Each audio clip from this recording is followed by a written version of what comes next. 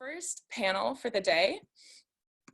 And so we're so lucky to be joined by some really great scientists from all across the country who are going to weigh in and have some really cool insight for us this morning. So I'll hand it off to our panelists and our panel moderators.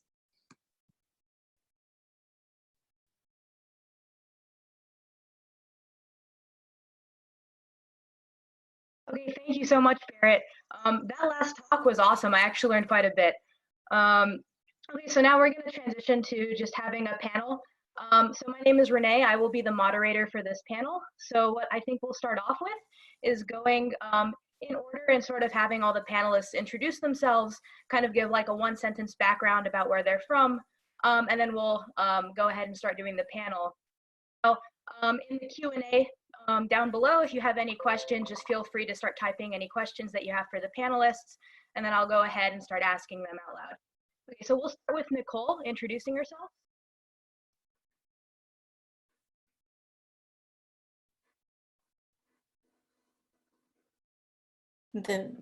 Hi, I'm Nicole. I'm originally from Miami, Florida, and I studied chemistry at Wellesley College and then also at Cornell. And I'm currently a scientist at a small pharmaceutical company up in Boston.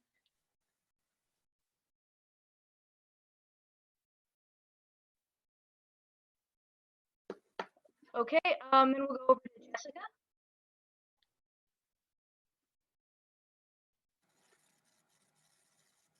Hi, I'm Jessica Lamb. I grew up in Fargo, North Dakota. I did my PhD at Cornell, and now I'm a postdoc at MIT, but I'll be starting an assistant professor position at the University of Minnesota this summer. Over to Marty. Hi, my name is Marty Baylor. I'm originally from Columbia, Maryland. Did my undergrad at Kenyon College, PhD and postdoc at University of Colorado Boulder, and I'm now a physics professor at Carleton College in Minnesota. And then last we'll go over to Ritchie.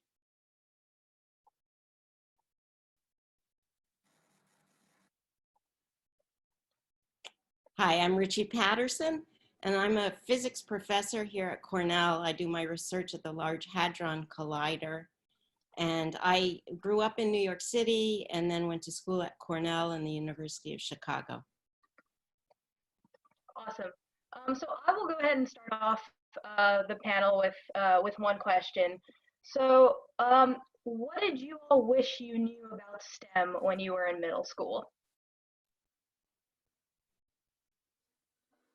And I guess we can go ahead and start with Nicole, but if anyone wants to jump in, you know, just sort of wave, and then we can just kind of work that way.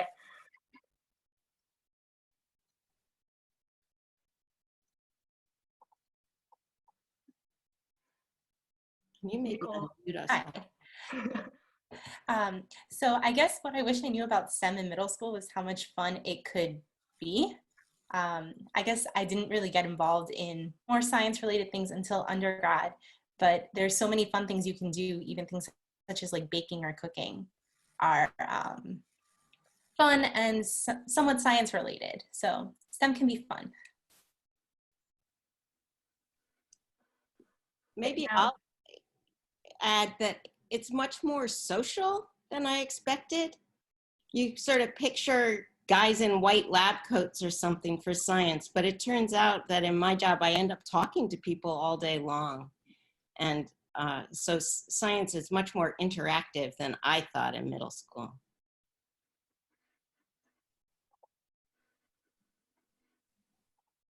Or Marty, do you have any comments?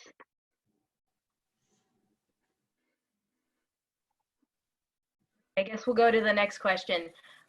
So how did you first become interested in STEM? At what age? And what exactly was it that made you want to pursue or know that you wanted to pursue a career in STEM? I would say for me, I had really great STEM role models growing up. So like my neighbor across the street was a chemistry professor, which definitely I think imprinted on me more subconsciously than consciously at the time. But then, like, you know, having really influential teachers and just being really curious about understanding how the world works really like motivated me into wanting to do STEM more professionally.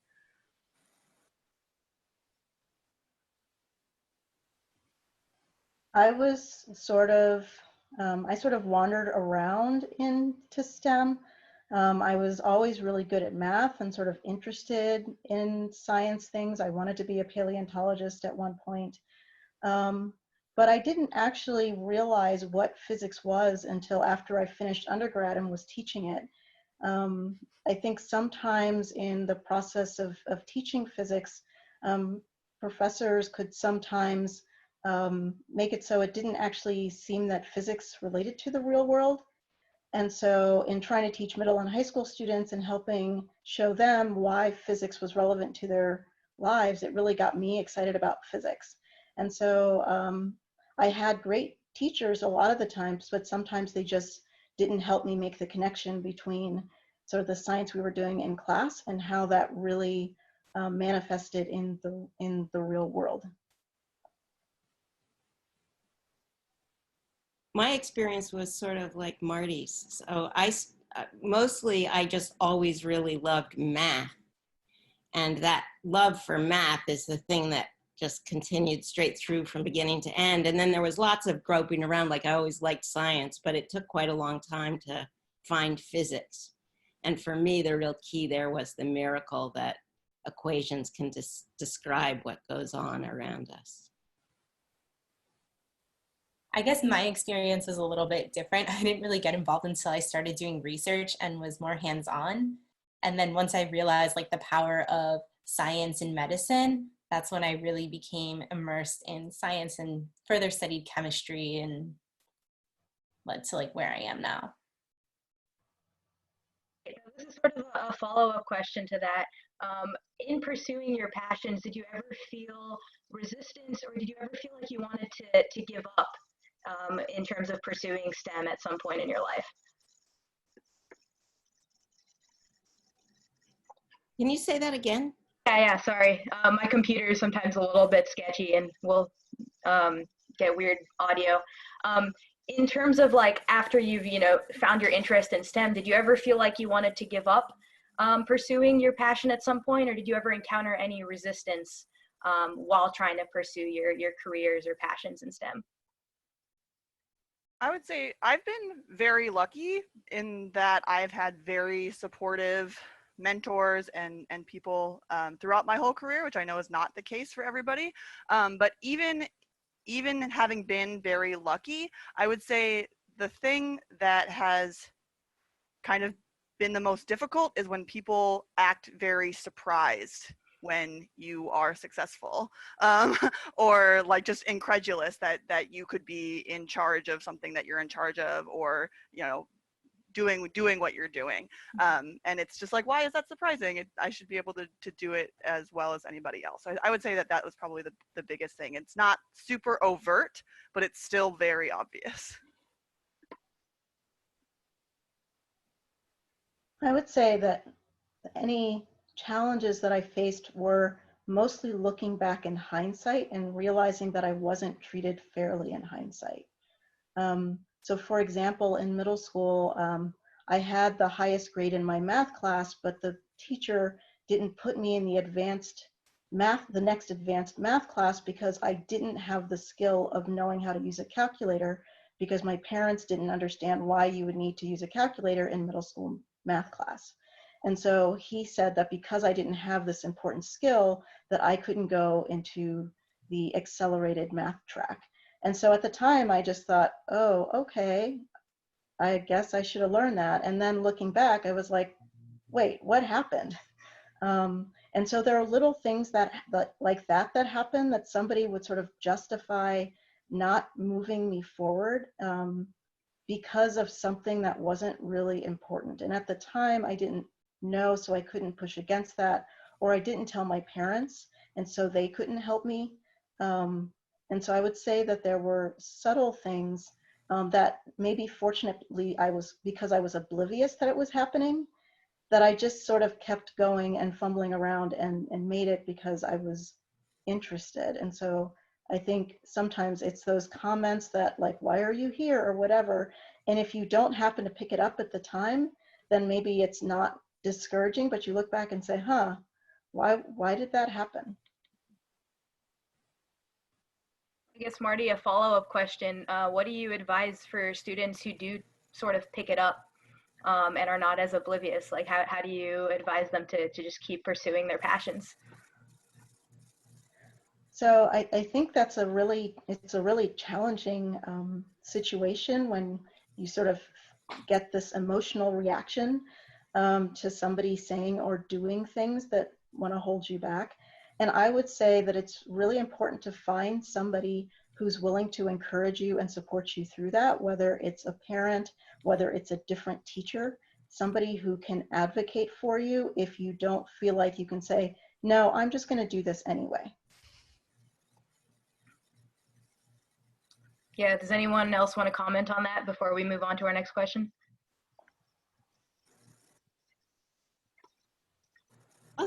I'll just add that I think I also, I at times suffered from lack of self-confidence, just asking, can I do this? Can I succeed?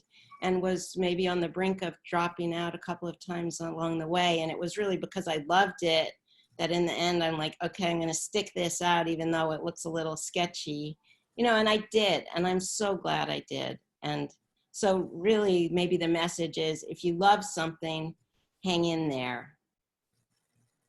Yeah, that actually leads me to my next question. So yeah, it's very typical, I think, for, especially younger females to sort of lose confidence and have this sort of imposter syndrome. And I think a lot of it is heavily associated with just making sure you have a good mentor to sort of guide you along the way. So then what do you sort of recommend for students that maybe you don't have a good mentor or role model that do actually feel like they're interested in STEM? How do you recommend they sort of try to pursue past the self-confidence issues?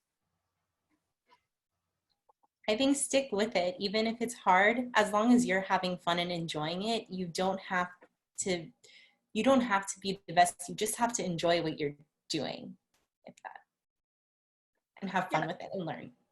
And I think taking advantage of the fact that we kind of live in the internet age now, right? Like, even if you don't have, a specific mentor like at your school or something like that, you can find communities online who will support you, who can give you resources or advice or even just, fun activities to keep your interests going, things like that. So being able to connect with people who don't necessarily live in the same like geographical location as you, but you want to definitely seek out those mentors. Try to find them wherever you can, because there are people who want to support you, and it makes it so much easier when you have people supporting you. Definitely. So I'm gonna quickly just remind people who are tuning in. We're getting some really great questions, but just keep piling questions through the Q&A. The more questions, the better. So here's another question that we have. How long did you know what you wanted to study before you actually studied it in college? I would say that I sort of fell into chemistry. Like, so I had mentioned before, my neighbor across the street growing up was a chemistry professor. And so I feel like it was a slightly arbitrary choice based off of what I had seen. I liked chemistry, but like I didn't really know that much about chemistry when I had chosen to study chemistry. And it wasn't really until my second year of college when I took organic chemistry when suddenly like the light bulb went off and it was like, that's what I have to do for the rest of my life. Like, this is awesome. But I guess I technically chose when I was probably like a sophomore in high school, but I didn't really know what that meant, and it just sort of worked out really well for me. As I said, I figured out that I wanted to be a physicist after I got my physics degree. I chose to major. I actually planned on being a paleontologist and then got to college and said, well, maybe I'll be a math physics double major because I'm dyslexic, and it's really hard for me to read, and I read too slowly in order to take like an English or history class that required lots of reading. So I chose physics and math because I knew that I could get through those courses and I was good at math. And I ended up dropping the math because I realized that I was much more interested in doing applied things. But I just sort of fell into it. And then the faculty were like, Marty, you're really good at this. You should keep doing this. And so that's why I got the physics degree, but it wasn't until afterwards that I realized that it was a good choice for me. Yeah, that's kind of what happened with me for chemistry. I kind of just like after high school, I had taken AP chemistry and I kind of just went in and took it. And then my professor was like, you're good at this, let's do research. And then from there on, it's been chemistry. Very cool. So sort of on a related note, after knowing, you know, what you wanted to study, how did you know exactly what kind of job you wanted, whether it was a career in academia or a career in industry?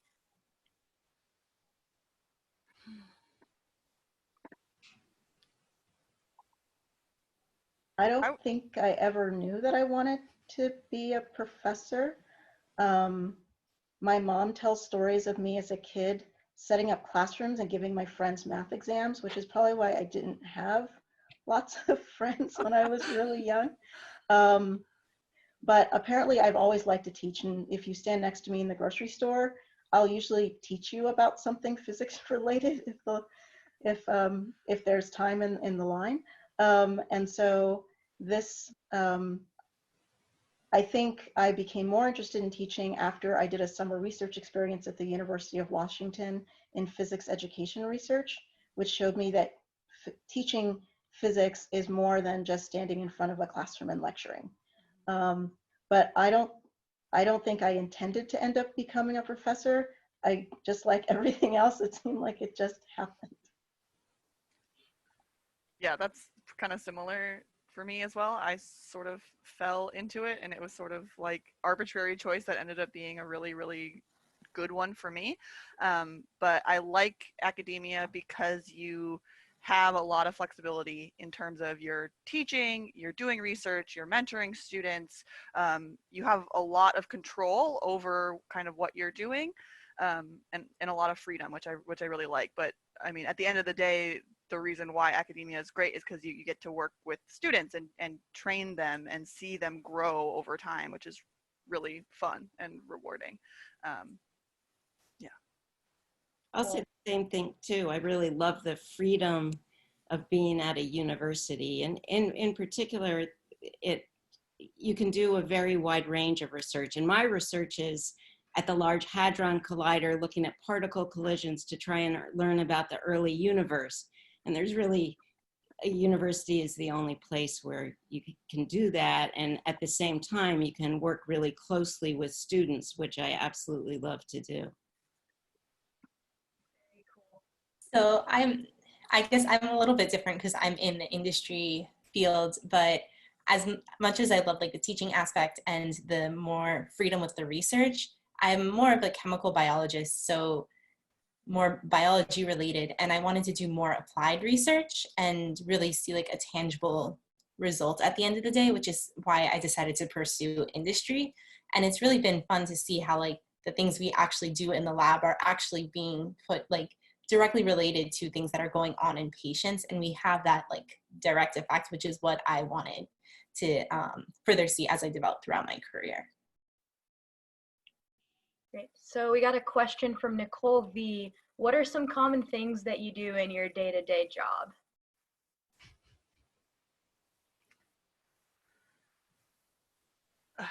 The thing about research is that there are certain times where you do the same thing 1,000 times, and then there are certain times when you don't do the same thing on any given day for like months on end. So like it really kind of depends. But so I'm a bench chemist, I'm an organic chemist, I'm a polymer chemist. So you know, we do, when we're in lab, obviously we're not in lab right now because all of our labs are closed, but when we're in lab, we do, you know, we run a lot of experiments, testing you know, hypotheses, making new types of materials, characterizing those materials, that type of thing. But that's kind of like the hands-on research part of it. But then there's a lot of writing. So writing papers, writing reports, writing grants, all of that, but also meeting with other students. So I'm a postdoc right now. I mentor a lot of graduate students, and we talk about everything from how to write to how to communicate. How do you structure a talk?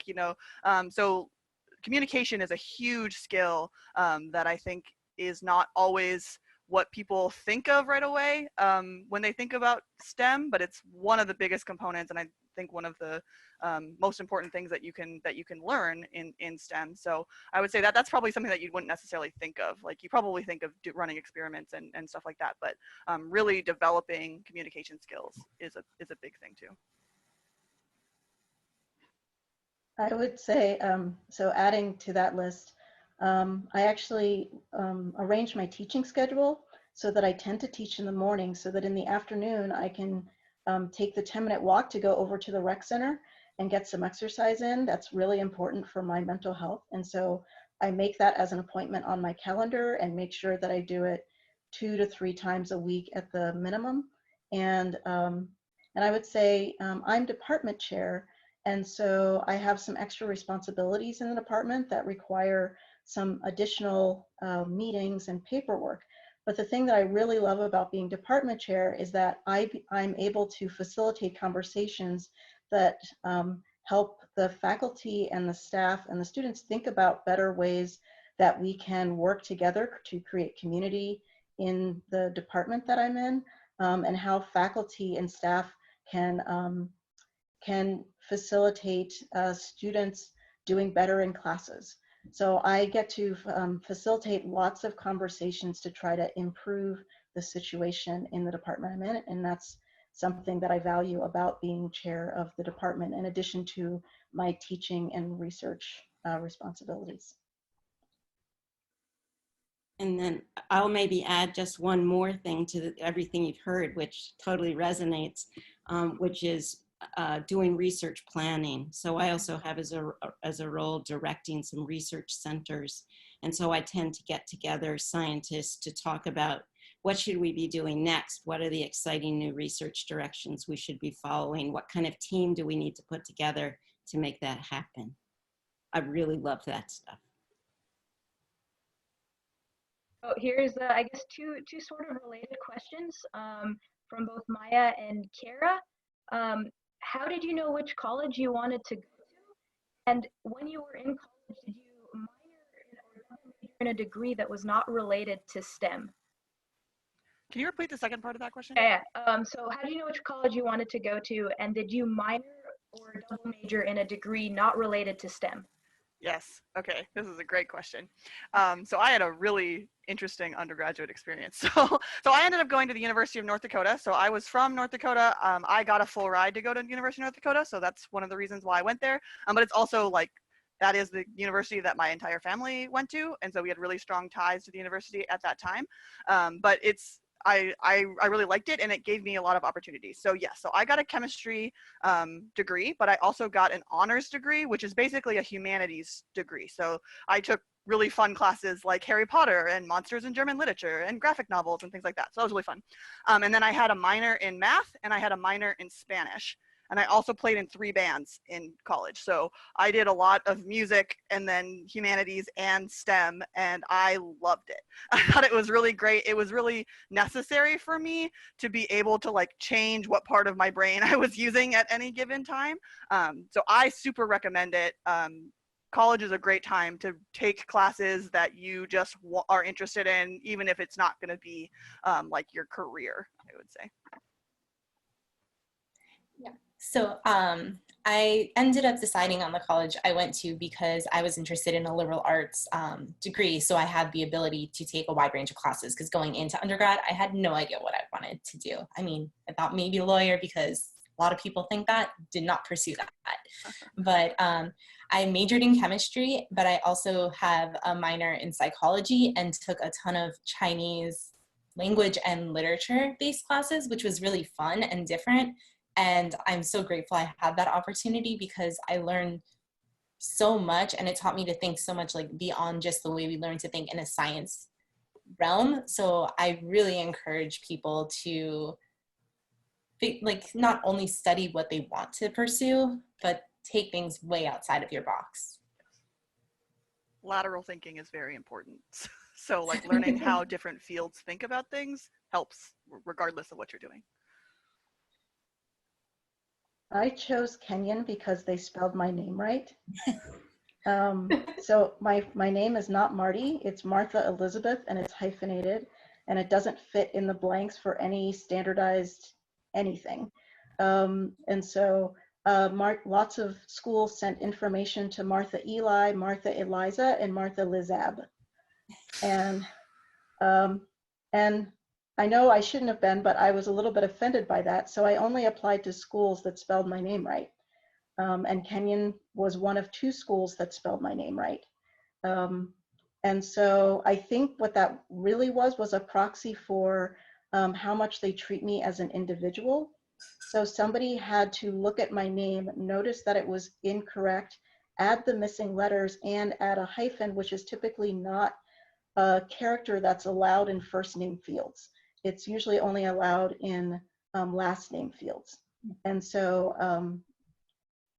I know that probably sounds a little bit silly, but that's how I chose my undergrad college. And I actually have more credits in Chinese than I have in physics, even though I'm a physics major, because I studied abroad in China and got to spend an entire semester just speaking, reading, writing in Chinese, taking culture and literary courses, and it was fantastic. And that opportunity, doing that allowed me the opportunity in grad school to do an internship with a laser company in China that I wouldn't have been able to do otherwise. I wouldn't have had the language ability to do that otherwise.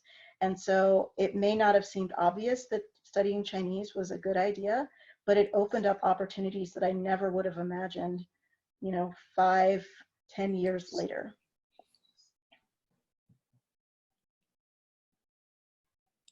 I guess I would add to all this that I think you can do really well at any college, and that you should go, wherever you love and whatever looks like a good fit to you. I think that's what you're hearing.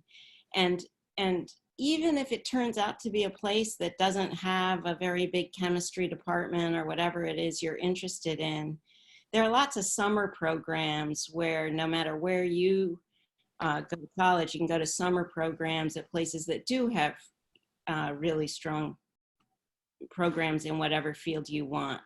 So don't sweat it too much. Go to the place that really appeals to you. Yeah, just take advantage of the opportunities that you have, whatever that means. I guess one question that we have from Natalie is, who was an inspiring figure in your life?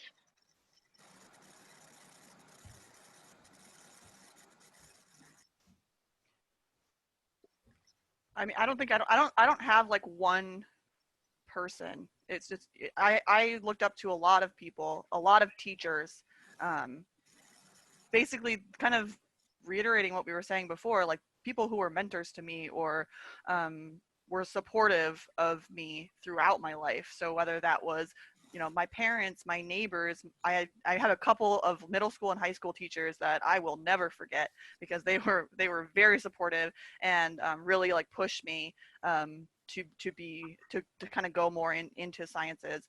And then like my undergraduate research advisor, who was super supportive and got me into research and taught me what all of that was about.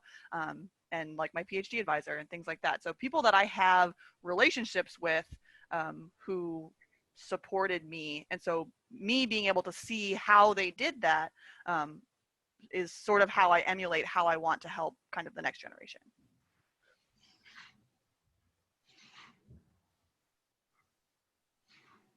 I think I agree with that it's hard to name one person because there's so many people that inspired me to be where I am today. And I looked up to I took their advice because I looked up to them. And so whether it was my grandmother or my teachers in high school or college professors that encouraged me, There was a NASA employee that I worked with who I even stay in contact with today, even though it's 20 years after we met, who was really helpful throughout my career. And so, yeah, there's lots and lots of different people that I've looked up to that have given me advice to move me forward. And so, yeah, I think it's hard to name just one person. Great. So in the interest of time, we have about 10 minutes left. So I'm gonna, we'll have 2 more questions. So we have a question from Marty who says, how do you balance your career with your family and your mental health and your hobbies? So one of the things that I've learned is that I have to be really intentional. As a professor, as a teacher, I love what I do so much that I can sort of get lost in it. I can always just keep reading one more paper or one more textbook, or have one more conversation with a student, and suddenly I just lose track of time, and I would miss my workout if it wasn't scheduled on my calendar. That I'm intentional about scheduling things so that I don't lose track of the other things in my life that are important, because there's so many different things that I love to do. And so for me, I need that intentionality of scheduling a meeting and treating the rec center just like it's a meeting with a face-to-face person, that it's so valuable that I really make sure that I just don't say, oh, well, that was just, that's just exercise. I can overwrite that with something else. Or my husband will understand if I just get home, you know, a half an hour or an hour late. That's just fine. Well, it's not fine. So to make sure that that I'm really intentional about what commitments I choose, to sometimes say no to things to make sure that I have enough space to do the things that are really important to me. And so I think that's how I manage to balance things for me. Other people might have different techniques. Yeah, I think that's really good. And it's hard. It's definitely hard. And I would not say that I have it figured out yet, but I think it's something that you're sort of always renegotiating, sort of depending on where you are and what you're doing at any given time. But I like the idea of being intentional about it, right? When you're working hard. When you're not working, right? So like having that little bit of separation. And I definitely don't have time to do all of the hobbies that I used to do in college, because I also have way too many hobbies and it's a little bit ridiculous, but I always make sure that I have time for some hobbies, right? Like I have to do something outside of chemistry. So like in graduate school, when I was pursuing my PhD, I was on the competitive ballroom dance team. And that was a really awesome thing to just have something outside that was scheduled, because we had classes, and having sort of a different friend group outside of my chemistry friends. So like just getting brain space that's outside of your field is super important for your mental health. Yeah, and I think for me personally, it's been a lot easier to like come up with like a work-life balance after I left grad school and academia and industry. And for me, one thing is like I have a routine during the week and very much stick to my routine. But then on the weekends, I also give myself like half of Sunday to kind of just do like nothing and relax and just recover from the week and get ready for what's ahead.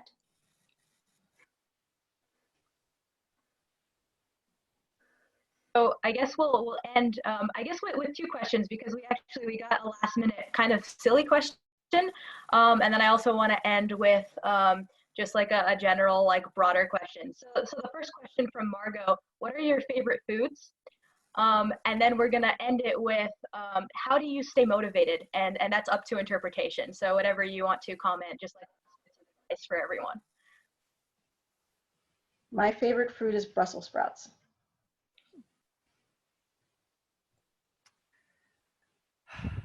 I would say my favorite food is probably lasagna, though I also have a sweet tooth, so like I like almost all sweets. I was going to say chocolate.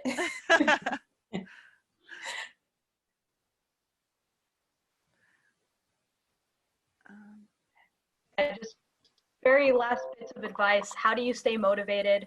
And that's up to interpretation, whether that means how do you stay motivated in your current career, or how did you stay motivated just like pursuing your passions in STEM. So just any last bits of advice, and this will be the last question for this panel. So for me, like, I guess I stay motivated because I know at the end of the day, the things I'm doing are making an impact and I am having fun doing it. So it's really cool because our company sometimes brings in patients with like different disease indications that we're working towards developing therapeutics for. And that really helps motivate me and also just makes you like keep things in check and ensure that you're having fun, but know it's like purposeful. I would say being surrounded by people that I like to work with is very helpful. I tell this to people going into grad school all the time, like, you can learn to like a lot of different types of research as long as it's like in the general area you're interested in. But if you don't like who you're working with, it's going to be a really long 5 years to get your PhD. So being around people who motivate me, that helps a lot. And then, yeah, like being interested in the questions that you're trying to answer. There's an infinite number of things that we can study, and even in a single research group, you can be looking at such a diverse set of those things. So you need to find the thing that motivates you. Like, what is it that you want to research? Because you're going to be way more motivated to look at something that you're interested in, as opposed to, oh, I'm just doing this because my advisor said to do it, right? Like that's going to be really hard. So you gotta find the thing. And sometimes you have to sort of dig around in the dirt. You don't know exactly like what's going to be working, and you're doing a lot of various things. But as soon as you find that thing that you're like, oh, this is what I want to understand, and then like dive into that kind of head first. But that's a very personal question of what that means. For me, I like to make sure that the things are doing have a component that aligns with the things that I'm passionate about. And so I love being a professor, but I don't like grading. And so I'm willing to do the grading and get through the grading because I love mentoring and teaching the next generation. That really drives me. And so when I have to do something that has components I don't like, I focus on the parts of what I'm doing that I absolutely love, and that's what keeps me going.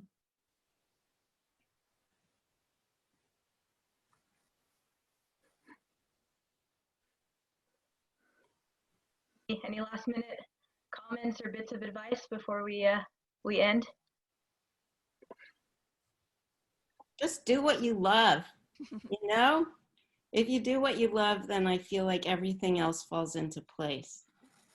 And it's also okay to not know what you love right now, right? Like be open. The things that you love. Exactly. Be open to new experiences and try it. You never know like what's gonna click.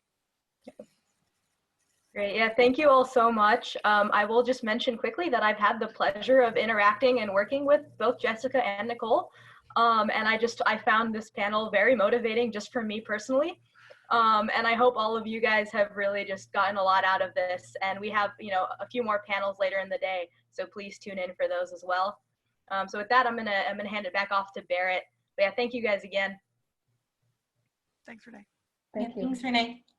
Thank you all so much. That was great. And it's so fun to see all of the incredible questions coming in and all of the participation. So this is awesome. And thank you.